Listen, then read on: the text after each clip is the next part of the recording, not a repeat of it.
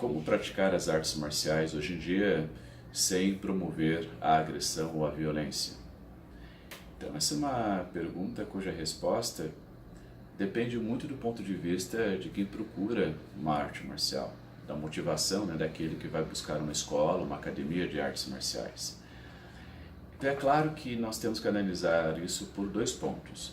Se a gente parte do princípio no contexto histórico, as artes marciais obviamente nasceram nos campos de batalha, onde guerreiros eram treinados para lograr êxito no território inimigo ou contra seus oponentes. E essas escolas se especializaram em técnicas de combate corpo a corpo, armado ou desarmado.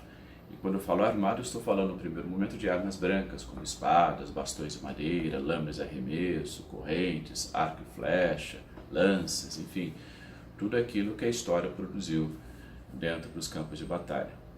Até a chegada da pólvora, aí nós vamos ter um outro momento dentro das artes marciais. Mas esse aspecto da letalidade nos campos de batalha, onde guerreiros eram treinados para matar, ficou na história. Esses sistemas, essas técnicas não cabem mais nos dias de hoje. Então, para que essas artes marciais não fossem extintas, elas precisaram se converter, de certa maneira, a um caminho de autoconhecimento através da via marcial. Mas como assim? Então, primeiro a gente entende que aquele aspecto da letalidade é um aspecto histórico das artes marciais. Não cabe mais nos períodos modernos, E segundo, a gente tem que entender que grande parte desses sistemas, dessas escolas, tradições de artes marciais, tiveram que rever o seu programa de treinamento, a gente pode entender assim, seu programa de estudos, para que essas técnicas pudessem se converter em um caminho iluminado, onde através de uma prática quase que desportiva, seus estudantes pudessem converter fraqueza em fortaleza. Então, em outras palavras, o inimigo não estava mais fora, não estava mais no país vizinho, no território vizinho, o inimigo agora está dentro. Ou seja, a gente treina as artes marciais para combater sim um oponente, mas esse oponente fisicamente não está mais fora, não é um ser humano, uma pessoa fora, está dentro da gente. Então a motivação primeira para uma arte marcial contemporânea, a meu ver, tem que ser este caminho que propõe o autoconhecimento a partir do conflito consigo mesmo, gerenciar esse conflito consigo mesmo. Então essa guerra interior que as artes marciais nos sugerem é como se nós integrássemos os exercícios corporais, onde aprendemos a socar, a chutar, a manusear inclusive algumas armas tradicionais, para que esse treinamento desenvolvesse na gente a capacidade de penetrar a consciência na própria consciência. Como assim? Então, quando eu estou desenvolvendo uma técnica, por exemplo, individual, fazendo um exercício que nas tradições japonesas é chamado de kata, são as formas. Essas formas, esses katas, é uma espécie de luta contra um adversário imaginário. É quando eu estou combatendo um oponente que não existe, fisicamente falando. Então eu imagino um oponente me atacando e eu me desviando e aplicando determinadas técnicas.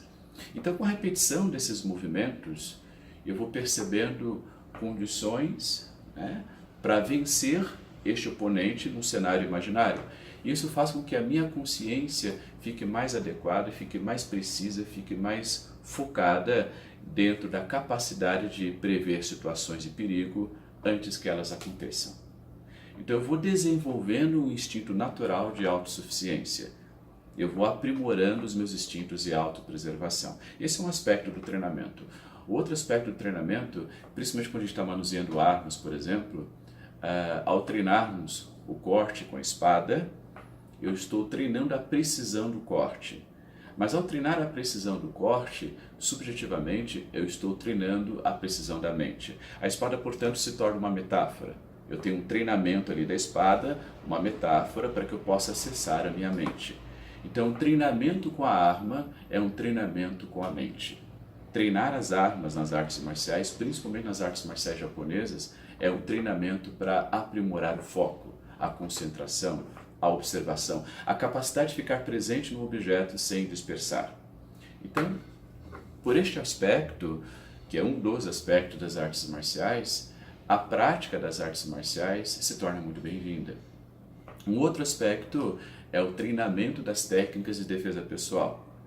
Técnicas estas que estão adaptadas ao período contemporâneo.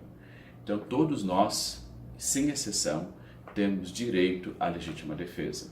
É um direito tanto natural da condição da vida, todo ser vivo, todo animal, ele busca a sua preservação, ele preza pela sua preservação, ele desenvolve inclusive táticas e técnicas para isso. Nós, seres humanos, não seríamos diferentes. Então, nós temos o direito tanto legal, nas leis da terra, de se proteger, quanto para aqueles que têm uma crença religiosa, nas leis do céu ou nas leis de Deus, também de se proteger. Então, a legítima defesa é um direito adquirido. Então, as artes marciais nos traz essa condição de desenvolver técnicas de autoproteção e suficiência para que eu possa preservar esse direito, defender a si e a sua família, por exemplo. Esse é um outro aspecto das artes marciais. Então, nem todas as artes marciais desenvolvem técnicas reais, seguras e autoproteção. Nós encontramos muitas escolas cujas técnicas têm uma característica mais folclórica ou cultural, de pouca aplicabilidade cotidiana, em situações reais de confronto. Então, esse aspecto também é muito importante das artes marciais. Um outro aspecto é o treinamento do corpo físico, onde através de exercícios de reforço da estrutura orgânica, você vai aprimorar a saúde como um todo, desenvolvendo força, flexibilidade, resistência, equilíbrio, agilidade, ou seja, o nosso corpo não foi feito para ficar parado, ele precisa de movimento para produzir saúde, vitalidade e energia. Sem movimento, sem atividade física, sem treinamento adequado, o nosso corpo acelera o seu processo natural de envelhecimento, doença e morte. Então, por esses três aspectos, que tem a ver com treinamento mental, que tem a ver com a autodefesa e tem a ver com o gerenciamento da saúde, as artes marciais se tornam muito bem-vindas no período moderno. Então, antes de escolher uma arte marcial, uma escola de artes marciais, procure pesquisar um pouco, né, a procedência daquele sistema, procure observar o local onde você escolheu praticar, procure inclusive fazer algumas aulas para você sentir o método, para ver se há uma identificação. Porque nem toda arte marcial preserva a saúde, nem toda arte marcial faz bem. Infelizmente, nós vivemos um modismo onde os esportes de luta que exacerbam a violência acabam conquistando grande visibilidade na mídia, na sociedade como um todo. Mas as artes marciais tradicionais, as artes marciais culturais, elas têm uma outra pegada. Meu professor sempre me ensinou que uma arte marcial, para ser arte marcial, tem que estar embasada em princípios filosóficos. Se não estiver embasado em princípios que vão gerenciar o comportamento, o pensamento, a melhora do indivíduo, né, física e mentalmente falando, é apenas um sistema de luta, deixa de ser arte marcial. Então, as artes marciais antigas, tradicionais, também não são competitivas, porque os praticantes não estão atrás de honrarias pessoais, não se permitem, né, submeter a demonstrações de força para vangloriar o ego, para exacerbar a vaidade, numa sensação de insegurança, onde dentro de um torneio, um campeonato de luta, você vai ter que cultivar essa segurança, essa autoconfiança, vencendo um outro oponente, machucando um outro oponente e às vezes ferindo seriamente um outro oponente. É muito estranho isso para o pensamento humano, para o comportamento, porque pense da seguinte maneira, se você pratica artes marciais para lutar em um ringue, primeiro você está expondo o seu corpo a situações de risco, de perigo. Você não vai vencer sempre, você não vai ganhar sempre, você pode quebrar um dente, quebrar o nariz, machucar o seu corpo seriamente, até perder a vida. E ainda assim você vai lá, ainda assim você se propõe a isso. Mas tente imaginar o seguinte cenário, você luta, você vence o outro oponente, você machuca o outro oponente e como resultado você fica feliz por isto. Como é que a gente pode ficar feliz, contente, machucando pessoas? Então imagine o que isso produz com a sua psique. Imagine que tipo de pensamento isso vai gerenciando, vai produzindo em você, né? Então, esse é um aspecto importante de se refletir sobre até que ponto lutar por dinheiro, lutar por vaidade é benéfico, né? Eu não estou fazendo, claro, nenhuma crítica às artes marciais que desenvolvem torneios, campeonatos, lutas e tudo mais. Não uma crítica no sentido pessoal mesmo, né? As artes marciais antigas, tradicionais, elas não são competitivas, por esse motivo também. Então, antigamente não se ficava feliz em matar um inimigo. Se eu fosse um samurai no campo de batalha, quando eu cortava a cabeça de um oponente, eu não ficava feliz por isso. Eu fazia uma reverência em profundo respeito ao oponente e mentalmente acontecia uma espécie de prece, de oração em memória daquele que foi. Então, isso não alimentava, de certa maneira, o ego, o orgulho, a vaidade, muito pelo contrário, né? Matar nos campos de batalha era uma necessidade, mas não mais, né? Hoje as batalhas são outras. Como disse anteriormente, as batalhas acontecem dentro do nosso coração e mente.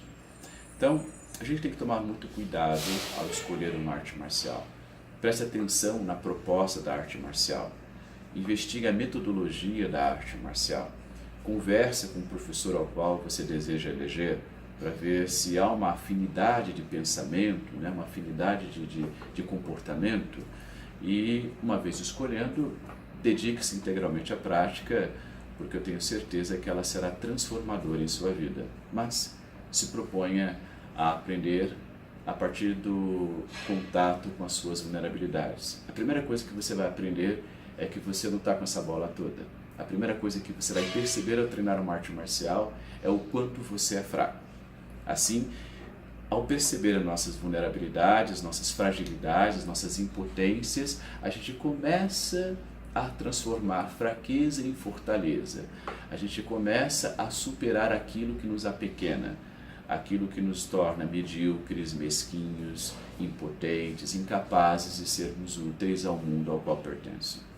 Então, esta é a dica de hoje. Espero que você tenha apreciado e a gente vai continuar conversando sobre o propósito das artes marciais. Um grande abraço.